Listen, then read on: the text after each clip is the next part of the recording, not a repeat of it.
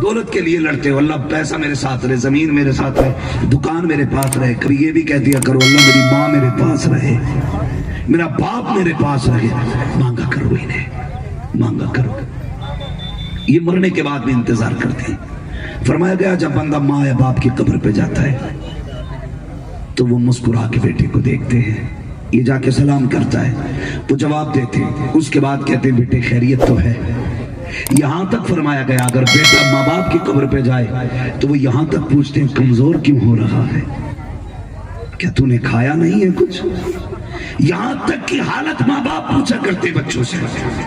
پھر جب یہ آنے لگتا ہے وہ کہتے ہیں کچھ دیر اور ٹھہر جا، اچھا لگ رہا ہے بیٹھنا میرے پاس، لیکن ہمیں کیا پتا وہ کیا کہہ رہے ہیں، ان کی دنیا الگ ہے ہماری الگ ہے۔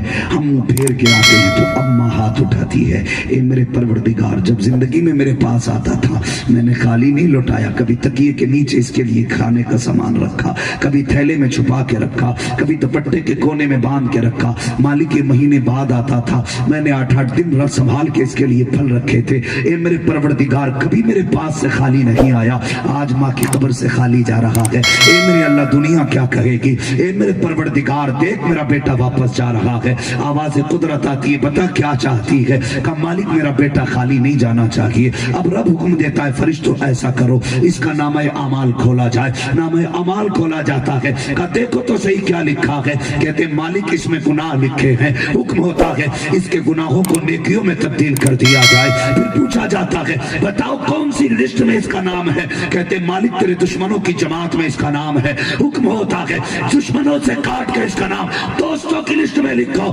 پوچھا جاتا ہے اس کا ٹھکانہ کیا ہے، کہا جہنم ہے، کہا مالک کہتا ہے اب اس کا نام اس کا ٹھکانہ جنت بنا دیا جائے۔ فرشتے کہتے ہیں اے اللہ اتنا دے رہا ہے، رب کہتا ہے یہ ماں کے پاس آتا تھا وہ اپنی طاقت سے دیتی تھی، آج ہم اس کو اپنی رحمت سے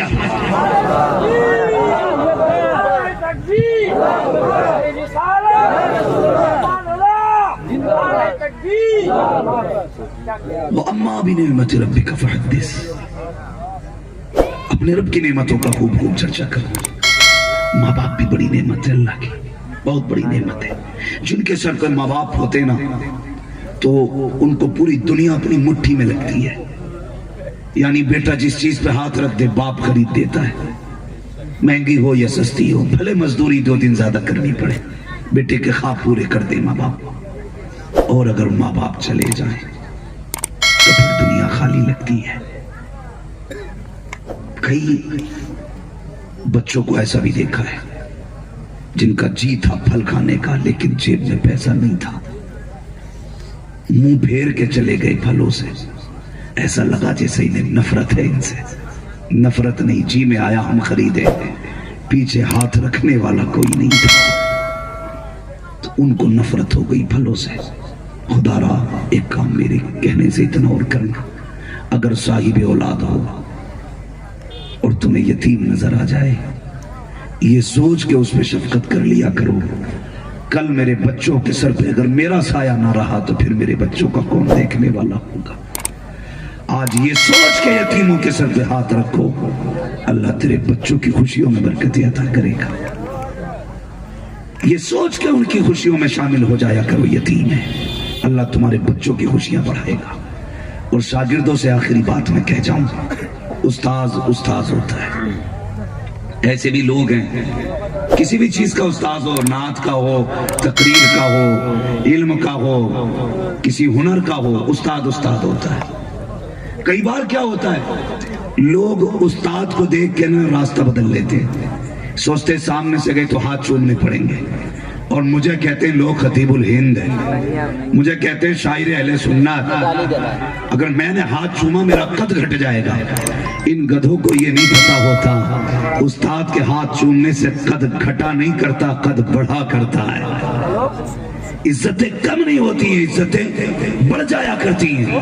یہ استاد ہی ہے جس نے ہاتھ پکڑا ہے تو ہمیں یہاں تک پہنچایا ہے، ورنہ ہم بھی کسی کھیت میں گھاس کاٹتے یا کہیں کھیت میں کام کرتے ہوتے، ہماری اوقات جہازوں میں اڑنے کی نہیں تھی۔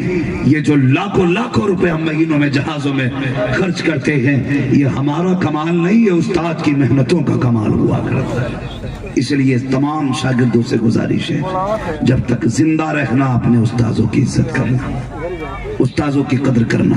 اور ایک بات، پیر کو تو ہر عرس میں کچھ نہ کچھ چڑھا کے آتے ہی ہو، استاد کو بھی ہر عید پہ کچھ نہ کچھ تحفے دیا کرو۔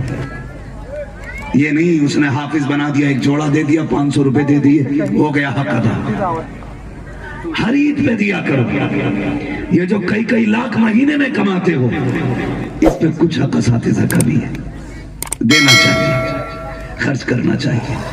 شاگرد وہی کامیاب رہے گا جو استاذ کی عزت کرے گا۔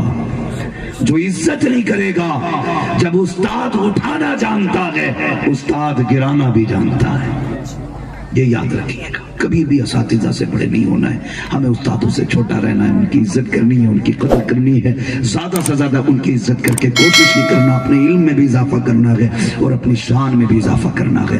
اعلیٰ حضرت نے فرمایا میرے استاد، ماں باپ، بھائی بہن، اہل ولد و عشیرت پہ لاکھوں سلام۔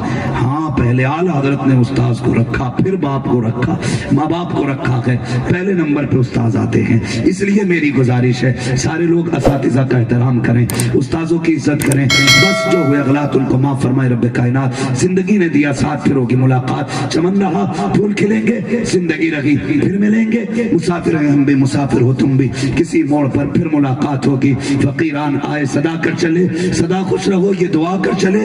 سارے لوگ کلمہ شریف پڑھ لیجئے، لا الہ محمد رسول اللہ وما علینا الا البلاغ۔ السلام علیکم ورحمۃ اللہ وبرکاتہ۔